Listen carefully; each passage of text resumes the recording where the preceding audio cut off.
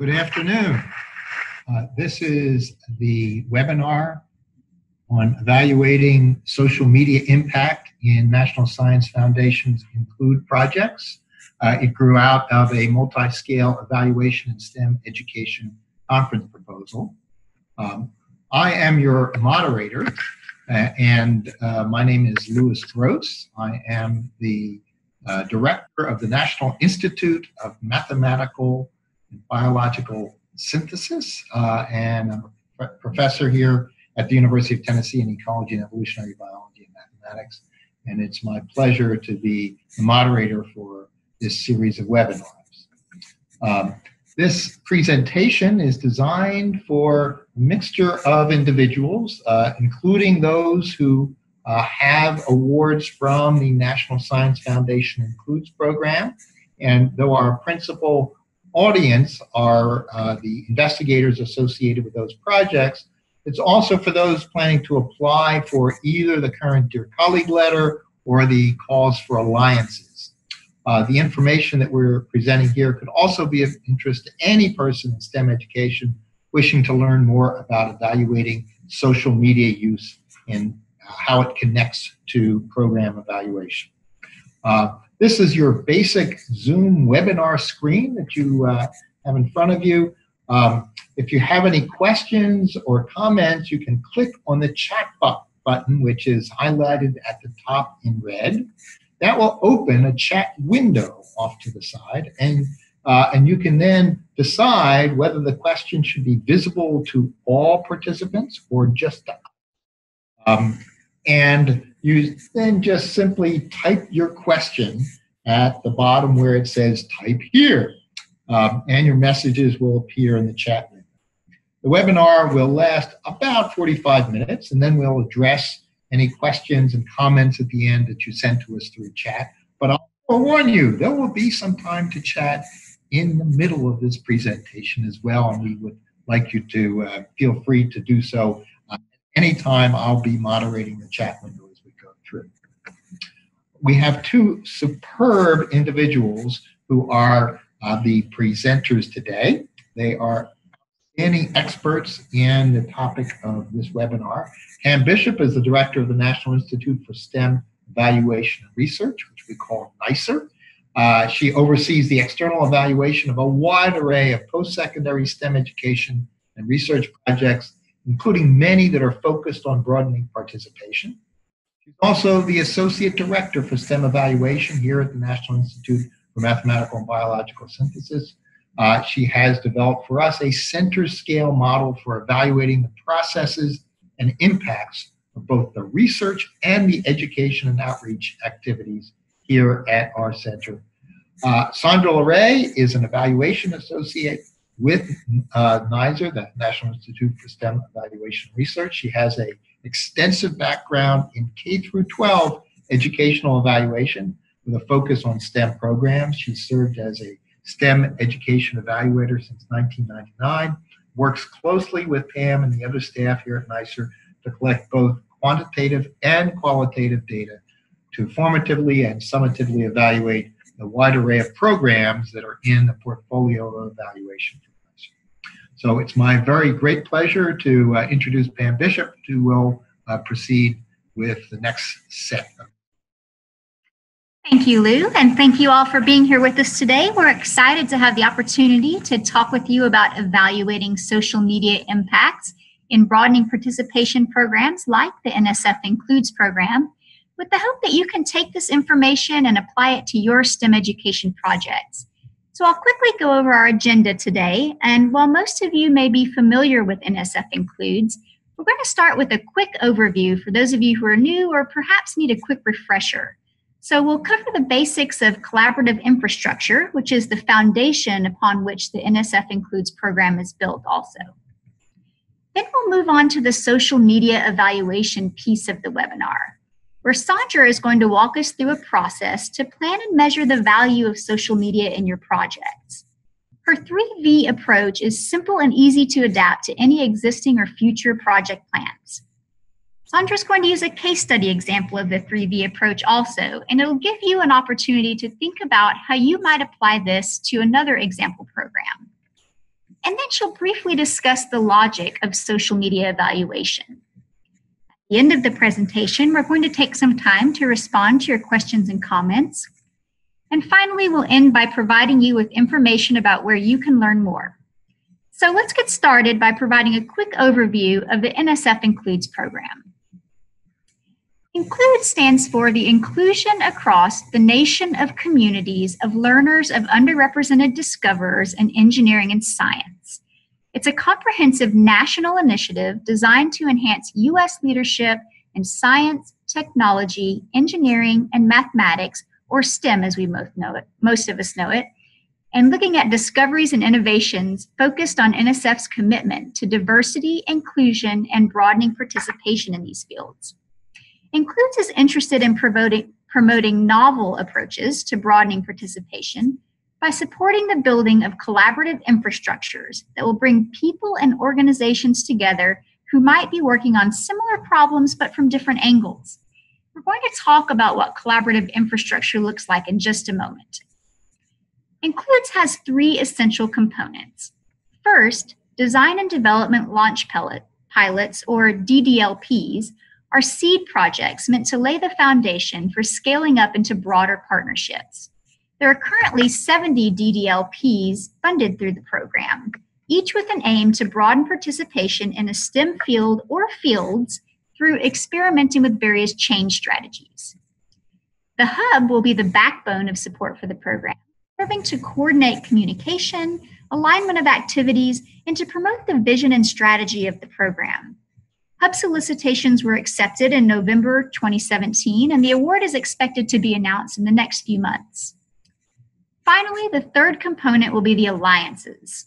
Program solicitation, which is 18-529 for those of you who are interested, is currently active with a due date of April 4th, 2018. These projects are going to build on the activities of the DDLPs to leverage the strategies that have shown promise to develop multi-stakeholder partnerships with an aim to build a network based on the foundation of collaborative infrastructure. So what do we mean by collaborative infrastructure? The NSF National Network is designed to foster collaborative infrastructure by promoting these 5 elements: vision, partnerships, goals and metrics, leadership and communication, and the potential for expansion, impact, and scale. Now, I'm going to use the definitions of these 5 areas provided by the NSF Includes program officers because I want the message to be consistent across all communication platforms about Includes. So every Includes project and also the NSF Includes National Network engage in a broad community with a shared vision of the importance and power of diversity for scientific innovation. Partnerships and networks are at the heart of the NSF Includes National Network, and through the Coordination Hub, alliances, and the design and development launch pilots, NSF hopes to provide a platform for partnerships and collaborative action. Partnerships and networks will operate with shared goals and metrics that allow for robust data that facilitate data-based decision-making. The Includes program is also designed to build capacity for leadership among organizations and individuals to create opportunities in STEM education careers. Finally, collaborative infrastructure should lead to more partners joining the movement, more connections being made, and a chance for these collaborations to lead to change on a broader scale. So how this fits into what we're going to discuss today is that one aspect of a successful collaborative infrastructure could be developing and maintaining an effective social media component in your project. So why would we want to talk about social media and evaluation?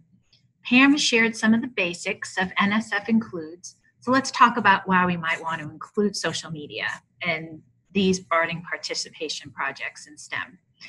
So why we would talk about social media. We could say that grant-funded programs have a social media component, and of course, we might also answer that question by saying many people in the US use social media. In fact, this chart shows a 2015 survey from the Pew Research Center, and it showed that 90% of Americans between the ages of 19 and 29 use social media, nearly 80% of Americans between the ages of 30 and 49, and over 50% of Americans between the ages of 50 and 64 use social media. Nearly 40% of Americans older than 65 are using social media. And that's really the area that I find most interesting. If you look at the bottom green line on the graph, you'll see that's the group that's making the greatest growth in social media usage. So you might say, well, that's really great, but not really surprising. Or you might be thinking, so what? Many people are using social media. Or maybe as long as I'm out there posting things about my project on every single social media platform, I'll increase communication and I'll increase knowledge about my program. But that's not necessarily effective. It's important to think about the changing way people are using social media. So here is a graph from a very recent publication from the Pew Research Center. This came out in August of 2017. And what's interesting here is it says that 2/3 of US adults get their news from social media. And if you take a look at the difference between 2016 and 2017, you'll see it went from 62% to 67%. And if you look at the changes in just 1 year by social media platforms, you can get a closer look at which pathways are growing the fastest. Facebook, for example, increased from 45% to 66% from 2016 to 2017. Twitter made a smaller jump from 11% to 15%, and YouTube made the largest jump. It went from 18 to 58%. In fact, YouTube has become the second most used search engine behind Google. Now, we could speculate or even joke about why people are going to social media for news, but that's not the point for our talk today. We want to talk about the ways in which designing an effective social media plan can get the news out about your project into your stakeholders' daily news or social media routines. So how do we go about planning and measuring the value of social media? And I like to call this the 3 V's. So we want to have a vision and talk about what role social media will play in your program. We also want to establish what the value will be. We want to think about what value we will have to measure success. What will success look like for us? And then the last V is vitality. How are we going to keep our presence strong? We're going to go out and start a social media platform. How are we going to sustain it? And so today we'll look at we'll do some experiential learning with case studies. We'll walk through a case study together, and then in a few minutes I'll read another scenario to you and ask you to use the chat box to respond. And then we'll end off with a logic model for social media evaluation that you can take with you to help you make database decisions and having a plan in place. Here's our first example project. So this first case study is for a program called Aspire. Aspire is an undergraduate program available to Appalachian High School seniors who demonstrated financial need, who seek attendance to the University of Tennessee, Knoxville, or to the Chattanooga campus. And although the Aspire program is funded through an NSF STEM award, it has goals similar to NSF Includes because it aims to promote diversity and inclusion of first-generation rural Appalachian college students, which is an underrepresented group in STEM that is often overlooked. So that is why we selected this project. Here is a little background information on the program to give us some context for thinking about their social media plan.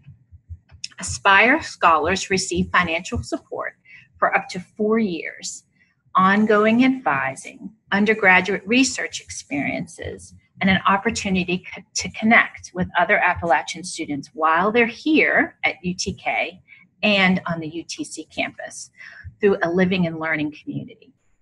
Aspire scholars come from a diverse racial and ethnic background and from rural, suburban, and urban communities.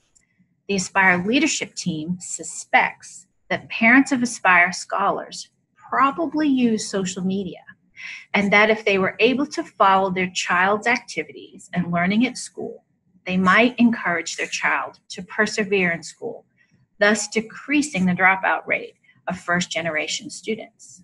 They also suspect that using social media to promote Aspire social events might keep students on campus over the weekends.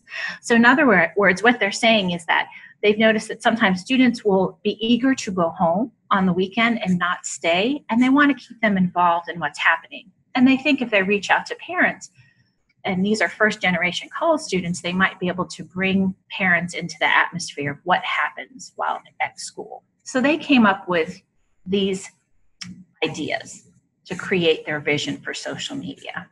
They want to encourage students to spend weekends on campus. They want to engage and inform the parents to let them know what wonderful things their students are doing here in the Aspire program. And they want to connect students from both participating campuses, a way for UTC and UTK students to collaborate with each other. They want to share some sample career and research opportunities in STEM broadly out into the community. And they want to encourage a dialogue between these groups. So what we have in place here is what I call the 3V model for social media.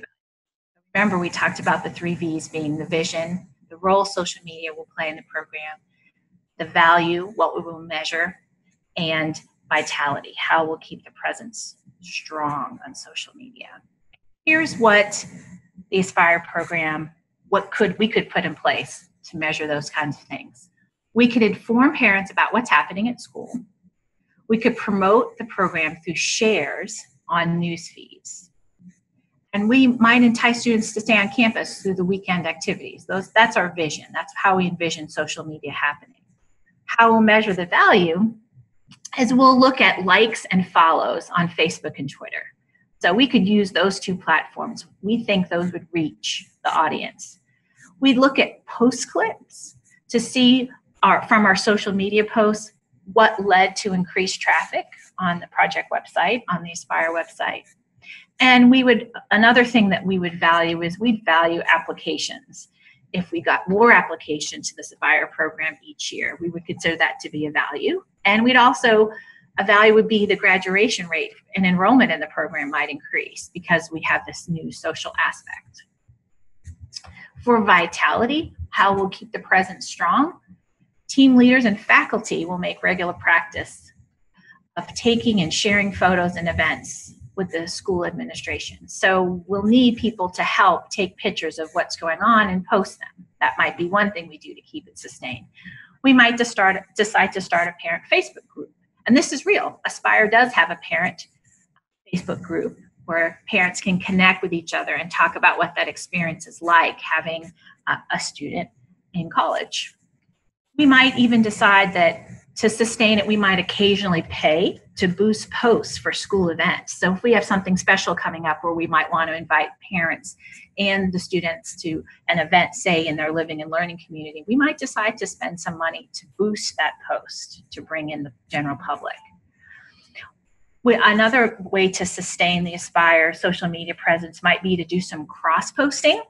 They're using something called the Remind app to inform students of events. So Remind is a separate app that says, hey, we're having a movie night tonight, and they might decide to use that, and they might cross-post photos of that on Instagram. So that might be a way to do some cross-posting. Okay, now I'm going to throw down a design challenge to you. I'm going to ask you to think about the 3 V's with respect to another case study, which I'll share in a moment. So first, I will ask you to listen while I read an example project. Then imagine that you are leading this project or you're evaluating it and what you might do in terms of vision, value, and vitality. Think about those ideas for 3V and then type those ideas. So next, I will talk to you a little bit about a program called PIPES, and I'll do this in 2 steps. First, I will read you some information about the PIPES program, and then we'll describe the 3V categories again, just as a refresher. and then I'll read a portion of the case study again, and then we'll take some time. So this is the PIPES program. PIPES stands for Possibilities in Post-Secondary Education and Science. This is a 5-year project made possible by a Science Education Partnership Award from the National Institute of Health. But we selected it because it's similar to the NSF Includes program, because its mission is to broaden participation in STEM and to reach marginalized populations in rural and low SES communities. Specifically, PIPES seeks to make a positive difference in East Tennessee by providing opportunities for 10th, 11th, and 12th grade students in 3 rural counties to explore STEM-M careers. They mean science, technology, engineering, math, and medical science, and to promote college awareness.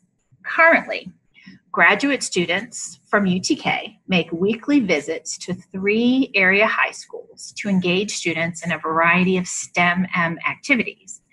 And then they email their reflections to the faculty leadership team.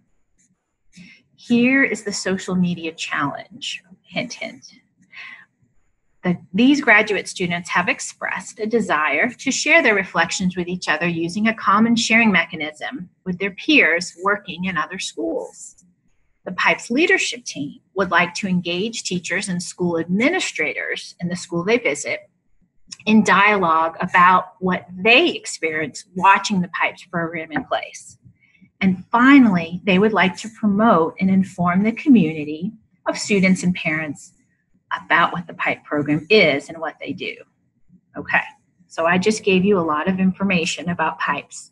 Let's look at the 3 V's again, and then I will share the description, a short description, and give you time to chat. So remember, the first V is vision. So what role will social media play in the program? The second is value. How might we value that as a measure of success? And vitality. What are some ways they could keep that presence strong? Okay, so let's hear the description again. The social media piece, the social media challenge for PIPES. Graduate students have expressed a desire to share their reflections with each other using a common sharing mechanism with their peers working in other schools. Also, the PIPES leadership team would like to engage teachers and school administrators in dialogue about what they experience in the PIPES program. And finally, they would like to promote and inform the community of students and parents about the PIPES program and their activities. So use the chat box to share some ideas you might have for the 3 V's, and we'll discuss some of them. Okay, and anyone who would like to can just type in the chat box. Here we go. Here we go. Maybe a blog would be the best way to share the reflections. Sure. So presumably that's a blog amongst the different groups that would be involved. Under vision, to connect school employees to each other, to connect to prospective, current, and past, to inform the community and create awareness of PIPES activities. So they were all vision ideas. Right, right. And a blog is a great idea. The first one that mentioned the blog, that's something you can keep private too. So you can be open to the public, or just people have access to the blog, which would work really well for this high school scenario. Also, the one you mentioned about school administrators being able to talk to each other, they're there on the front line, and they have great information about students in the past who have gone through the program and what schools they've gone on to. So it'd be great to have a dialogue between the 2 sides, 3 sides. And someone mentioned a Facebook group as a possibility here.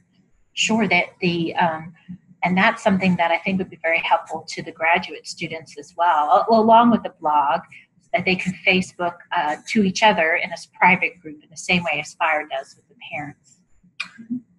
Under vision, one vision was to help the participating graduate students improve their own skills by learning about what other students experience. Absolutely. Here's a suggestion. What about using bots to populate the media platform?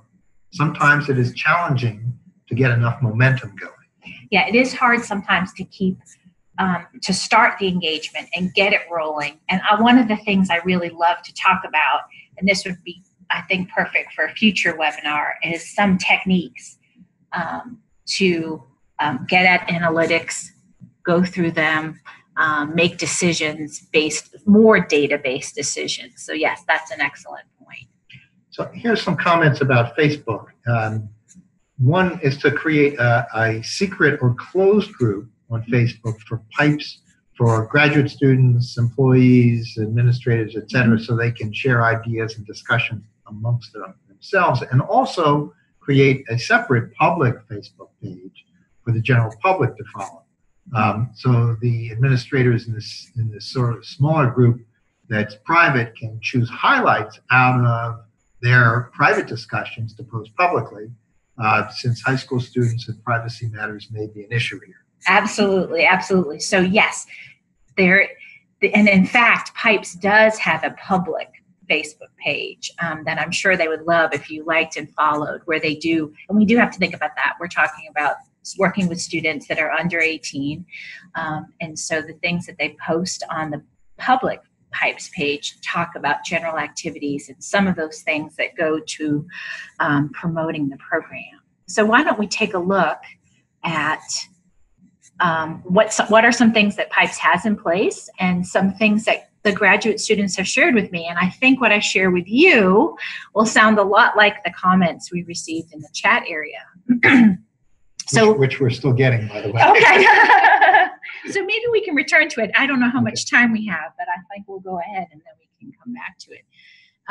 So you picked up on some great ideas for vision. So we want to provide a place for graduate students to share reflections. And some people have chatted a blog, a private Facebook place. They use, in real life, they're using a private Google chat to post their reflections right now. They want to promote the program to the community at large by sharing activities to build enthusiasm. And they do right now have a Facebook page with guesses when you said a Facebook page. Something else they'd like to do is they want to be considered a resource place for educators to find STEM and materials. So they want it to be somewhere people can go to, other educators or guidance counselors that can go to and say, bring parents and students information about STEM and materials. We'll talk about increasing understanding in a field in Facebook and a couple more slides. So one of the ways that they are measuring the value, they decide this is what we're going to value. We're going to look at interactions in the comment sections of the grad school group. So whether likes and shares aren't necessarily what they'll value in this particular case. They're going to value the comments that graduate students make. In this particular case, that's where they're going to measure success. The likes and follows to the PIPES and Twitter page are what they're going to follow, what's going to be of value to them. So they want to see people engaged. So in that case, to the PIPES general page, likes and follows are what's going to be important to them. Post clicks on reference material, resource materials. I'm talking about those articles about STEM, and they'll look at traffic that brings to the PIPES website and possibly a YouTube page. So vitality, sustainability. This is where I often see an evaluation where things drop off. People have great ideas about starting a social media platform, but there are some resources that need to be in place for it to be successful. So we could say that we're going to sustain this by asking graduate students to make regular posts on their reflections, either in that private Facebook group or that blog, whatever we decide to use. In this case, they use a shared Google Doc. We might decide that photos of activities will be shared following site visits and posted to the Pipe's main page with permission.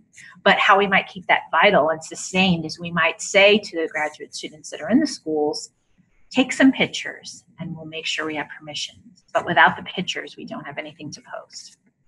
We might make responsibility for informational posts.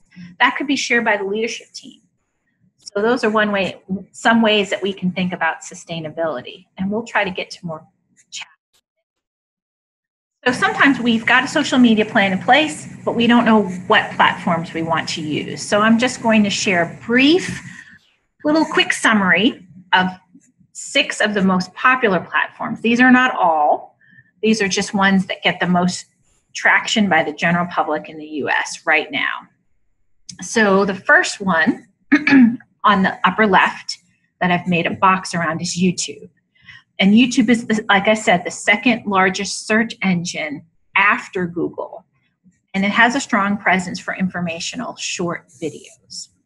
And while I'm mentioning these different platforms, think about connections we could Twitter is our next one in the middle. And Twitter is an instant news source, typically. It has about 271 million active viewers. It has some shortcomings, though. It has a character limit, and some find the high volume of content overwhelming. This is the icon for Instagram. Instagram is primarily a mobile app, and it has more than 300 million active viewers currently. It's for sharing pictures and short videos primarily. Bottom left is LinkedIn. LinkedIn is a network to share work experiences and resumes among business professionals typically. It has some additional features available through a paid prescription that they call LinkedIn Premium. Middle, the little ghost. I did a workshop recently and people often ask me, what's the little ghost? The little ghost is a Snapchat, and it's a mobile app for sharing pictures between friends. Right now, it's one of the fastest growing platforms. It has 100 million users as of 2016, and it's growing really quickly. It doesn't store photos automatically, so it doesn't take up memory in your phone. And there are some privacy issues with Snapchat, and I think we'll just continue to see that grow. Facebook. So Facebook is the giant. Facebook is a global social network, and it's used by over 130 billion users at the moment to share photos, videos, links, as well as instant messages. One of the reasons why Facebook continues to be so popular is that some of these other platforms all have features that you can find within Facebook. And remember when I suggested thinking about connections, people often have more than one account that they check regularly. So this graph shows some of what I like to call connectors to daily activity. So this graph says 3/4 of Facebook users and half of Instagram users use their site daily. So when planning your social media platform, it's good to think about these connectors. For example, if we're posting pictures, we may want to consider Facebook and Twitter as connectors. Remember, they don't always match the same type of content, Twitter being much faster, but we could think of them as connectors. This can help you manage resources.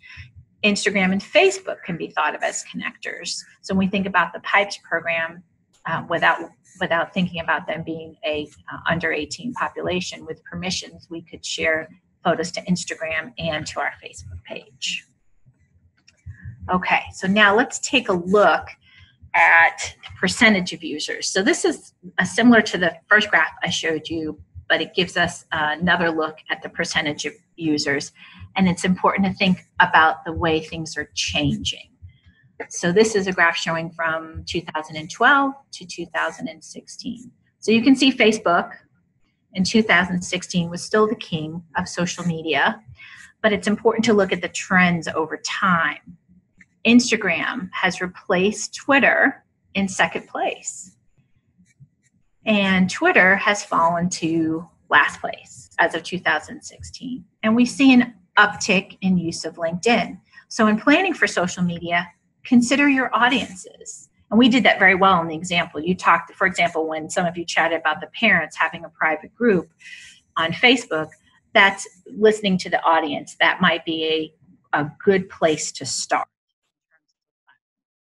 So think about who do you want to reach with the information and engagement in your program. Remember to make data-based decisions. What platforms will engage your audience and how will you sustain your social media presence? Who's going to be responsible for it? Which brings us to a social media logic model on the next slide. So this is something I share with clients to help them plan, ideally before they start using social media, but it's also good to look at something like this to help you reevaluate a social media plan you may already have in place.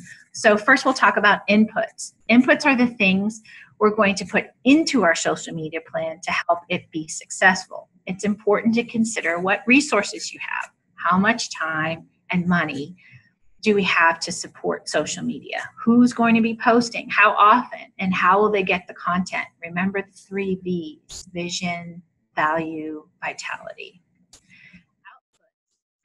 Are our activities. So what is it that we're going to do? I have another rule of 3s that I like to think about in terms of activities. Y-O-U or you.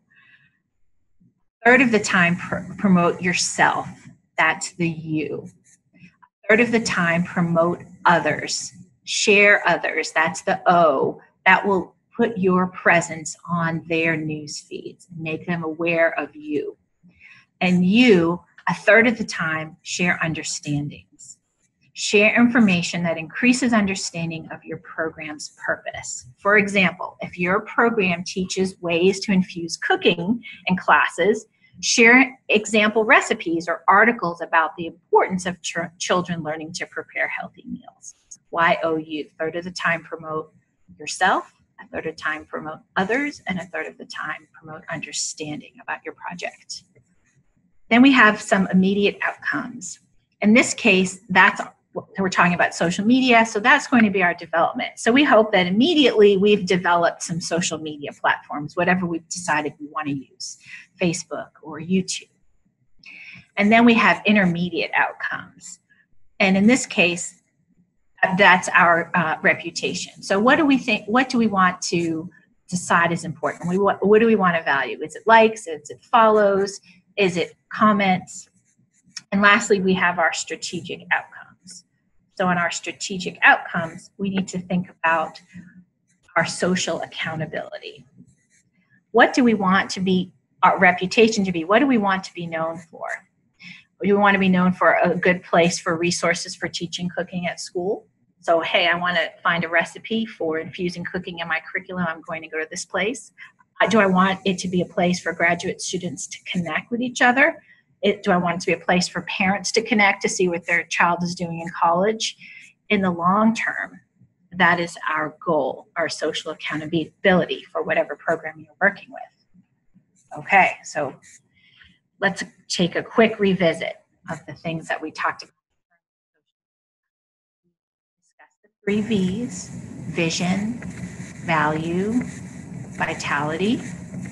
We did some experiential learning with a couple of case studies, and then we ended off with the logic model and evaluation. Now, Pam has some information to share with you as well.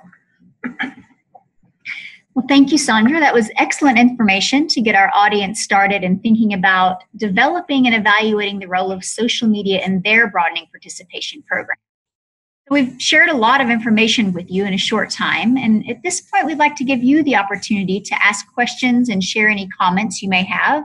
And now Lou's going to take it away and share with us some of the questions from the chat window, and please feel free to enter your questions now if you haven't done so yet. So there's been a large collection of questions here, some of which I've tried to answer very briefly and may not have done a complete job of. So I'm going to ask first. One of these said that, is the 3V model exclusive to pipes, or is this a national model? It's something I made up.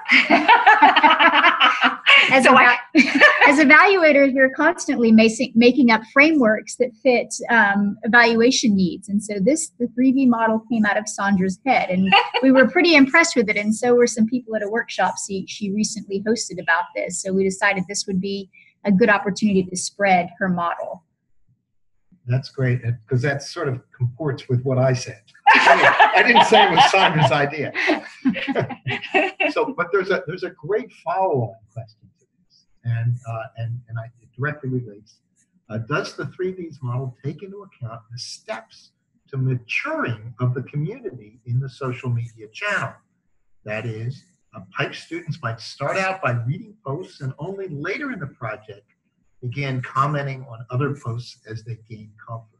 If you only measure likes and comments, don't you miss the silent readers?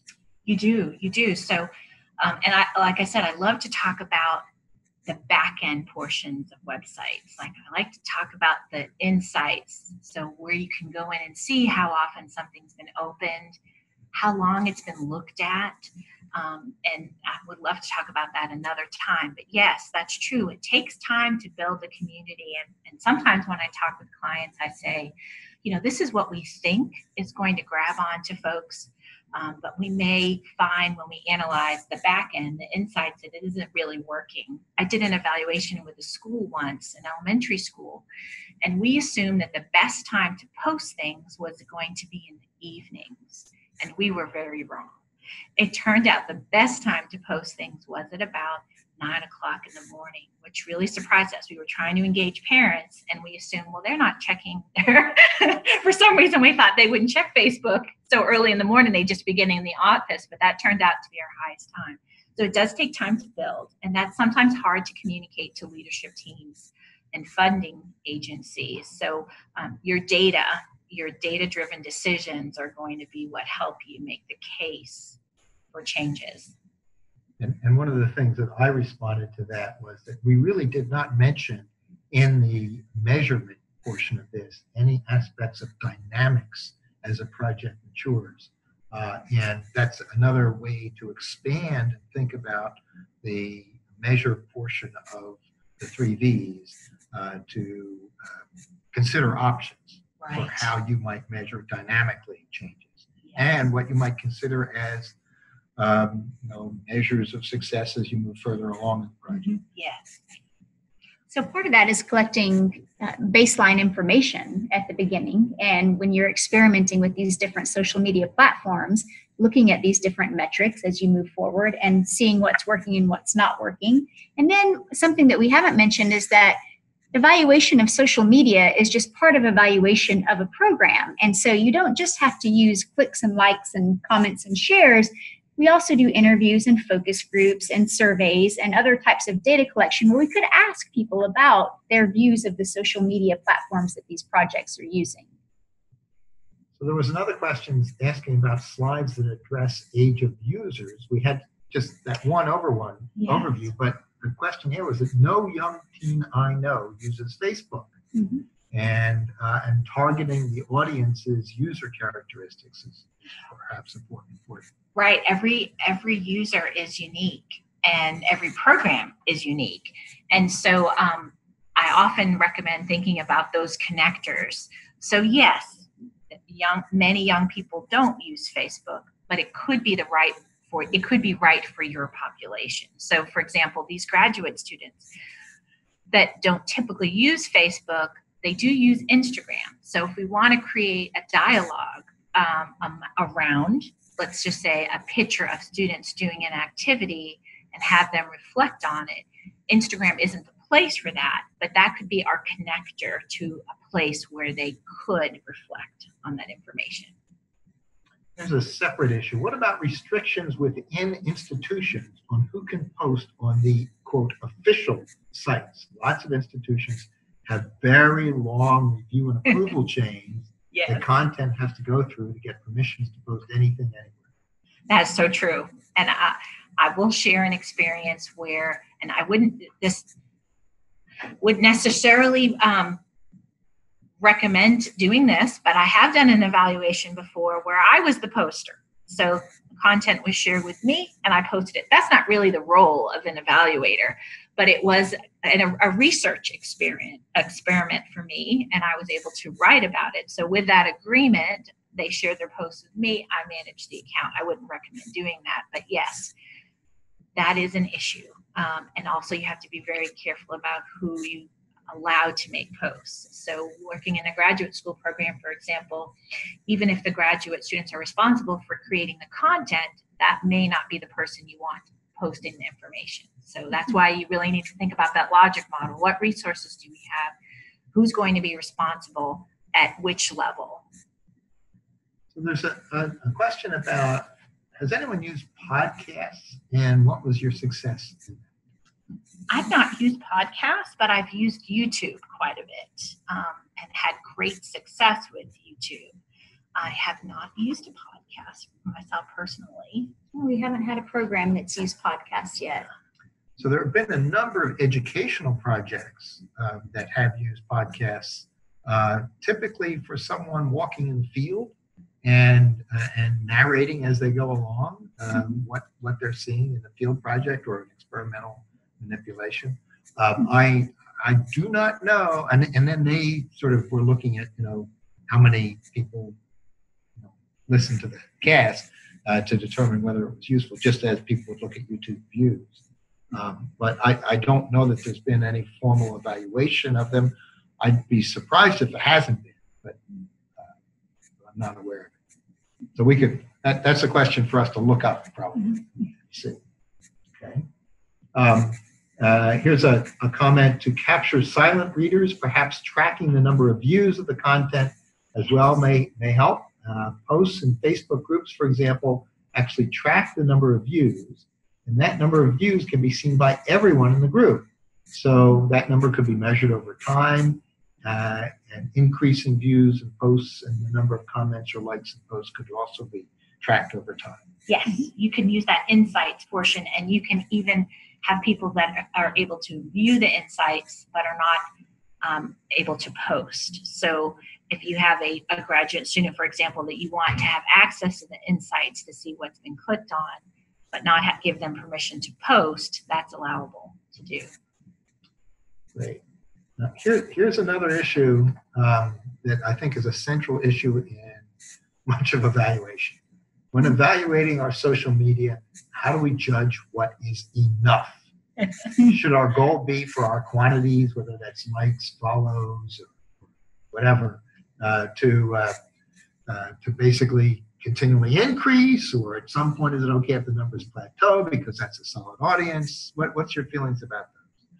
So that depends, right? It depends, which is not a good what you might be wanting to hear, but it depends. So yeah, there is let's take, for example, the parent group for the Aspire project, right? So our likes might be limited to the number of parents that have students that go through the Aspire program over time. And so we'll see that level off at a certain point each year. So maybe what's important to us in that group is collaboration, is parents commenting on each other, messaging each other, sharing experiences with each other. So it really depends on the project. That's sometimes hard for sometimes for me to talk about with clients too, is if they only equate likes to productivity, then it's important to explain to them that someone may like your page, but is the comments and shares and feedback, is that what we're going to value? So that's a conversation that I often have with clients using that logic model in 3Bs. This directly relates to evaluation for tenure and many other things. And, is it the number of publications that matters, or is it the quality of the publication? So it's undoubtedly project dependent. Here's a question. Do you consider the data from the Pew Research Center the best source for understanding which platforms are being used and by whom? Maybe not the best, but I do like the way that they visualize things. So it's often something that clients or stakeholders are familiar with, so it's a good jumping off point. So here's a question about data on usage. Is this collected manually, counting Facebook likes on posts, or are the projects using tools such as Facebook Insights? If it's manual, are there shared spreadsheets or other common resources so data might be compared across projects? So there's different things that you can use. One that I like to use is Hootsuite, which I've used in the past, where you can to assist in not only posting to multiple platforms, but also looking at some of those back-end data. So there are different ways that you can look at it across the board. And sometimes I think a post works well on more than one platform, and then sometimes it needs to be tailored for each one. So Hootsuite's one way that I've used myself personally to manage different sites and see data. And it's really dependent on, which types of social media platforms you're using, who's collecting the data, where it's going to be stored, how it's going to be shared. So certainly you could use some of these back-end analytics for different platforms, and perhaps put that into a spreadsheet to be analyzed and shared and aggregated and presented across different stakeholder groups. So it's, again, dependent on what you are using and what you are measuring, and then how you're going to take that data so that you can prepare it for presenting to the people who can make the database decisions to improve the program, particularly in reference to social media platforms that you're using. So here's a comment. We have a podcast. We're up to a couple hundred downloads per episode. And then someone else responded, I'd love to hear more about using podcasting. It's a very specific kind of media. The speed needs to be up, and it is very personality driven. So I can understand the personality part. I'm not sure I understand the comment about speed, but clearly this is a topic that some of the folks on here are very interested in. Here's a comment. I'm a huge fan of social media, particularly for accessible analytical tools, but building a community can take years. Do you think NSF is content to see engagement numbers that are on the low end?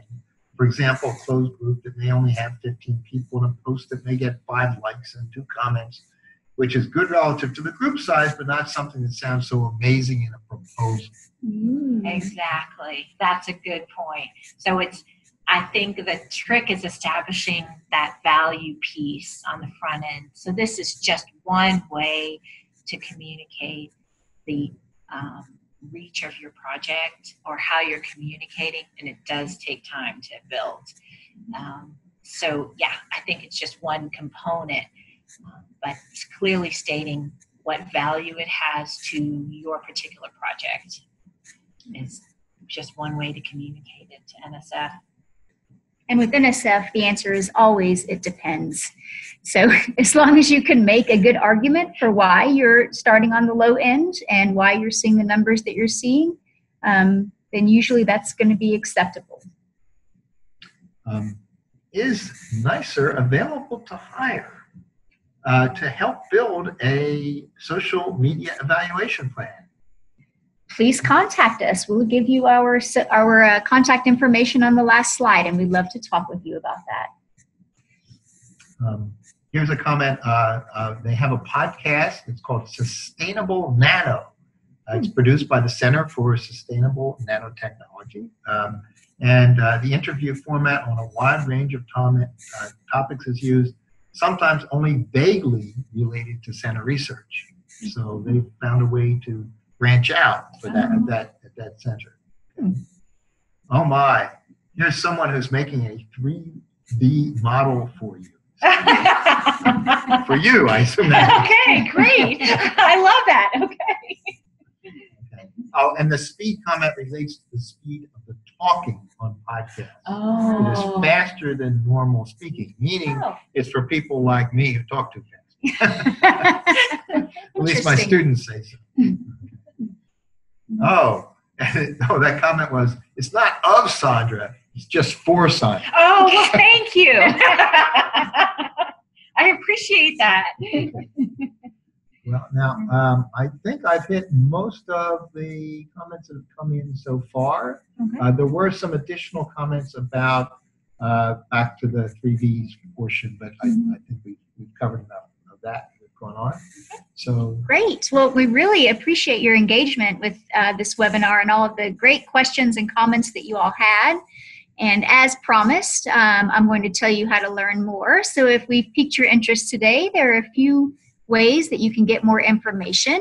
You can visit our Includes Conference website here, where we're going to be posting registration links for some upcoming webinars dealing with some different aspects of evaluation in the next months. Please visit the NICER website and follow us on Facebook and Twitter for real-time evaluation information. And if you're so inclined to tweet about today's experience, our Twitter hashtag is #NICEREval.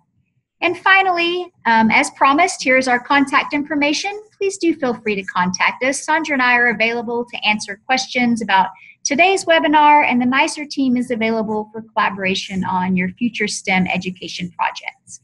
And as a reminder, we'll send an email with a link to our presentation today after we get it processed and ready to send out.